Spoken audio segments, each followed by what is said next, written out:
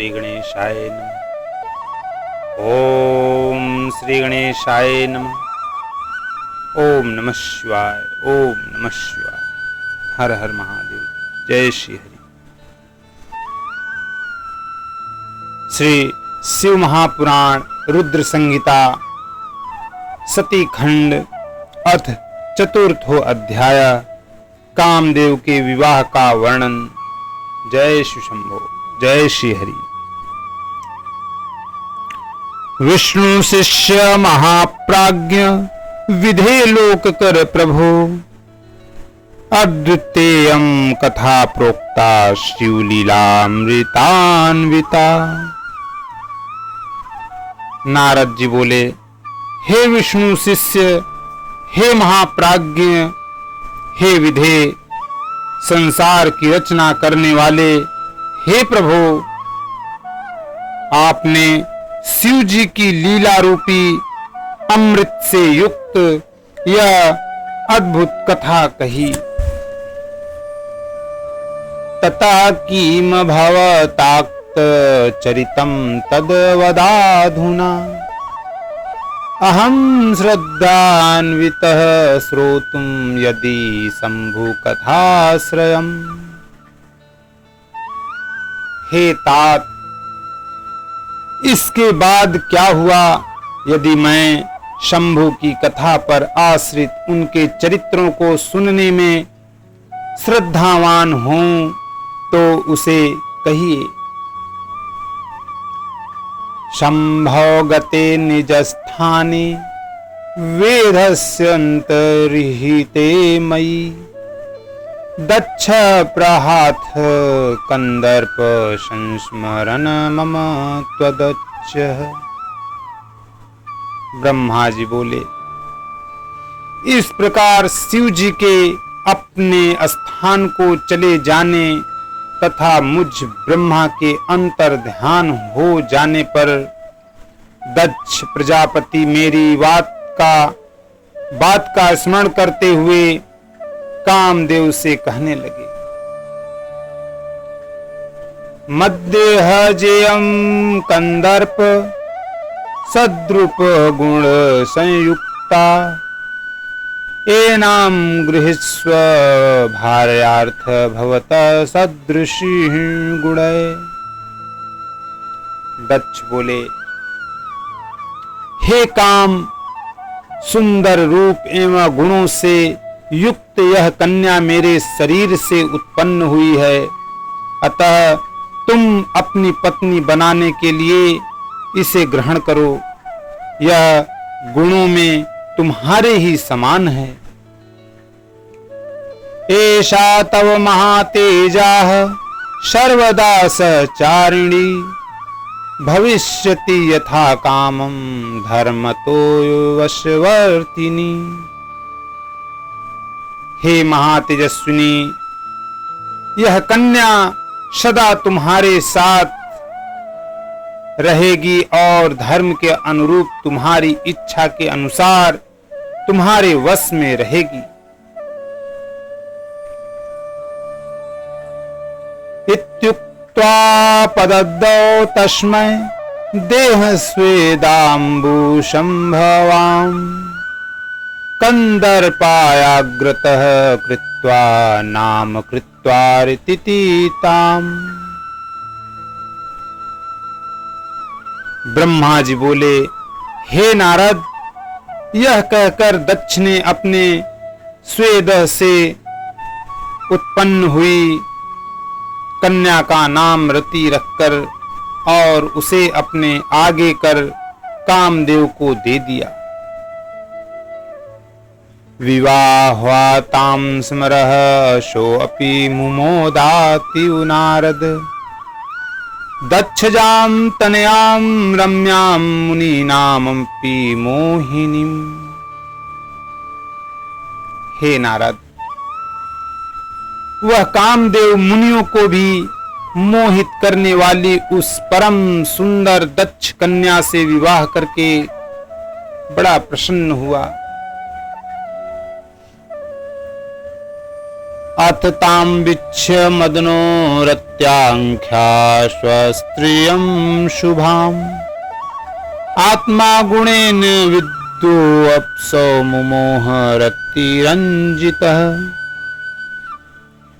प्रेमाशक्त कामदेव भी परम कल्याणकारिणी रति नामक अपनी स्त्री को देखकर उसके गुणों से आकृष्ट होकर उस पर अत्यंत मोहित हो गया। क्षण प्रदा भवत कांता गौरी मृग दृशी मुदा लोलापांग्यथ तस्यैव भार्या च सदृशी रतौ।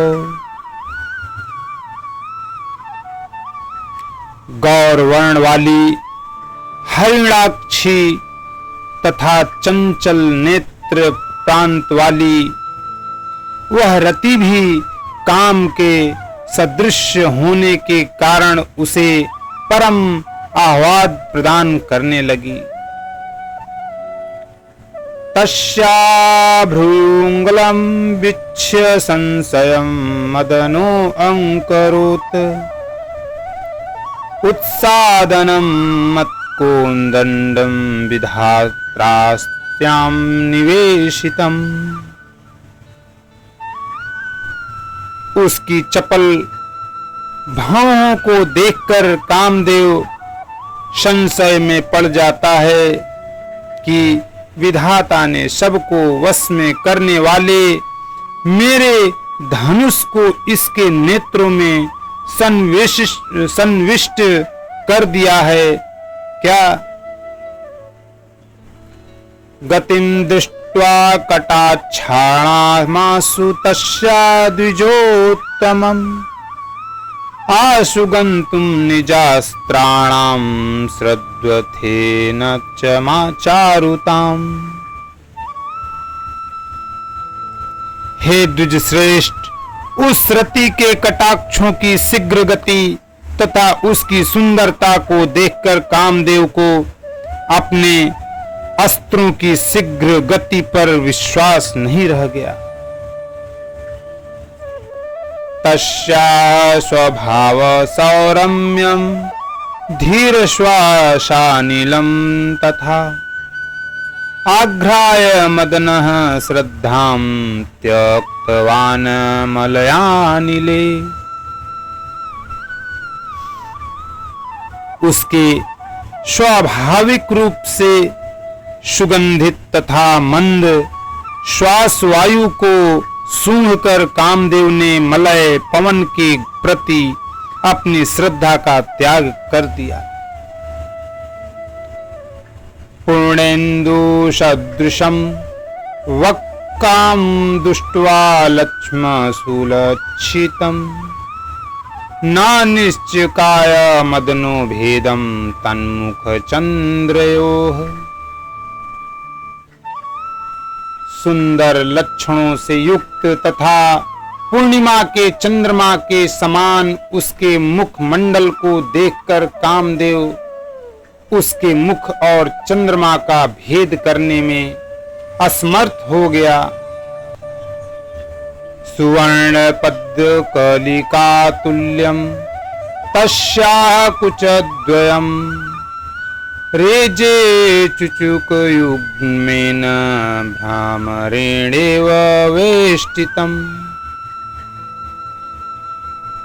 स्वर्ण कमल की कली के समान उसका वक्षस्थल भ्रमर से वेष्टित कमल की भांति सुशोभित हो रहा था। दूर्णपीनोन्नत तस्याः स्तन मध्यम विलंबिनीम् आनाभिलंबिनीं मालां तन्वीं चंद्रायितां शुभाम्। जायां पुष्पधनुषः कामः षट्पदावली संभ्रमाम् विसस्मार च यस्माक्तां विसूर्येणां निरीक्षते।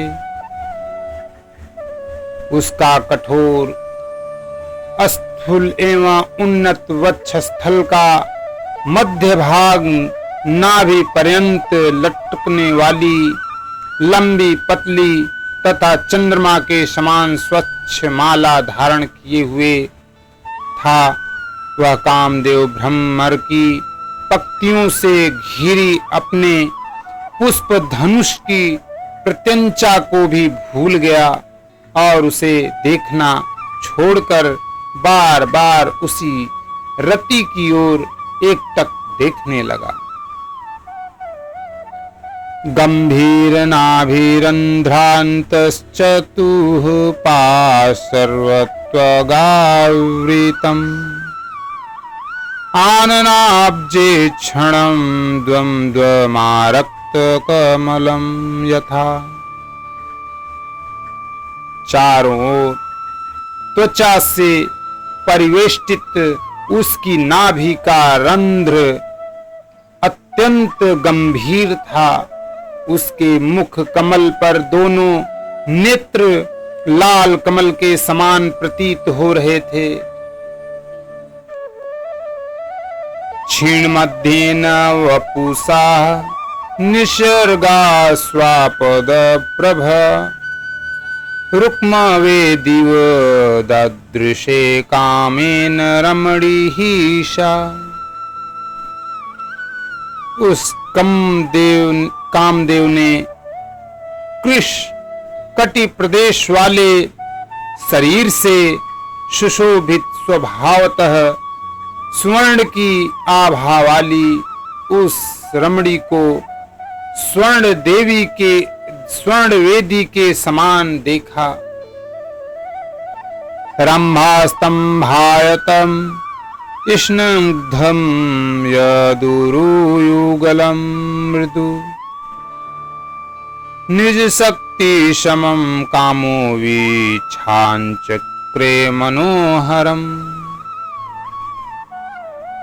कदली स्तंभ के सदृश विस्तृत स्निग्ध कोमल तथा मनोहर उसकी जंघाओं को कामदेव ने अपनी शक्ति के समान देखा। आरक्त पार्पिपावादांग्र प्राप्त भांगम पद्द्वयम् अनुरागमीवानेन मित्रं तस्या मनोभवम्। तस्याः करयुग्मं रक्तं नखरेः किशुकोमपमये वृत्ताम्भिरङ्गुलीभिश्च सूक्ष्माग्राभिर्मनोहरम्। तद्बाहुयुगलं कान्तं मृणालयुगलायतम् मृदुस्निग्धं चिरं राजक्तकान्तिलोहप्रवालवत्। नीलनीरदशङ्काशः केशपाशो मनोहरः चमरी बालभरवद्विभाति स्म स्मरप्रिया।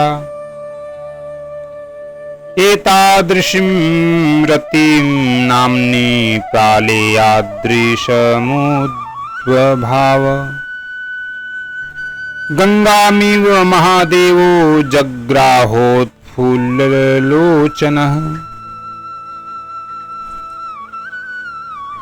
लाल लाल पादाग्र तथा प्रांत भाग वाले उसके दोनों पैर रंगे हुए से थे। इससे कामदेव अनुरक्त होकर उसका मित्र बन गया।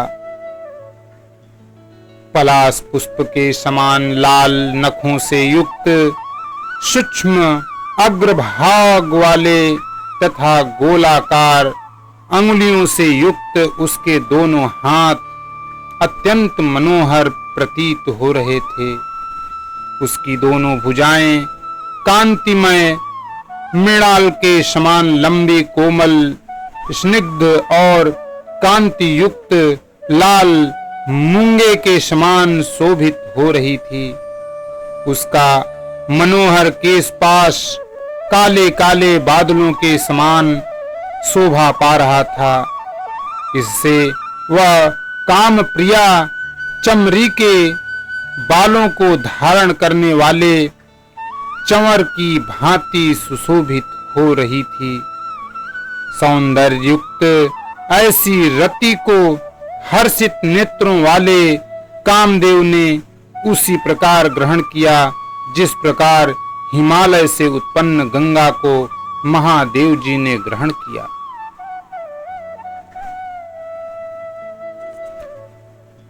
चक्रपंदाम चारुबाहु मृणालस कलान्विताम भ्रूयुग्म विभ्रमार्वाततनूर्मि परिराजिताम। चक्र तथा पद्म के चिन्हों से युक्त मृणाल खंड के समान मनोहर हाथों से युक्त वह रति गंगा नदी के समान प्रतीत हो रही थी। उस रति की दोनों भौहों की चेष्टाएं नदी की सूक्ष्म लहरों के समान प्रतीत हो रही थी। कटाक्षपाततुंगौघाम स्वीय नेत्रोत्पलान्विताम तनुलोमाम्बुशैवालां मनोद्रुमविलासिनीम्। उसके कटाक्षपात ही नदी की वेगवती धारा थे और विशाल नेत्र कमल के समान प्रतीत हो रहे थे। उसकी सूक्ष्म रोमावली शैवाल थी और वह अपने मन रूपी वृक्षों से विलास कर रही थी। निम्न नाभिहृदाम क्षमा सर्वागरमणीकाम सर्वलावण्य सदनाम शोभमानां रमामिव। द्वादशाभरणयुक्तां श्रृंगारैः षोडशैर्युतां मोहिनीं सर्वलोकानां भासयन्ति दिशो दश। उसकी गंभीर नाभि हृदय के समान शोभा पा रही थी। वह कृशगात्रा रति अपने सर्वांग की रमणीयता तथा लावण्यमयी शोभा से 12 आभूषणों से युक्त तथा 16 श्रृंगारों से शोभायमान होकर संपूर्ण लोकों को मोहने वाली और अपनी कांति से 10 दिशाओं को प्रज्वलित करती हुई महालक्ष्मी जैसी प्रतीत हो रही थी।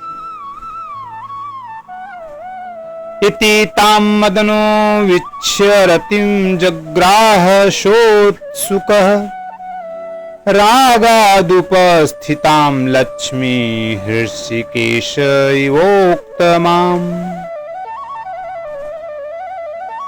इस प्रकार परम सुंदरी रति को देखकर कामदेव ने इसे बड़ी प्रसन्नता से ग्रहण किया।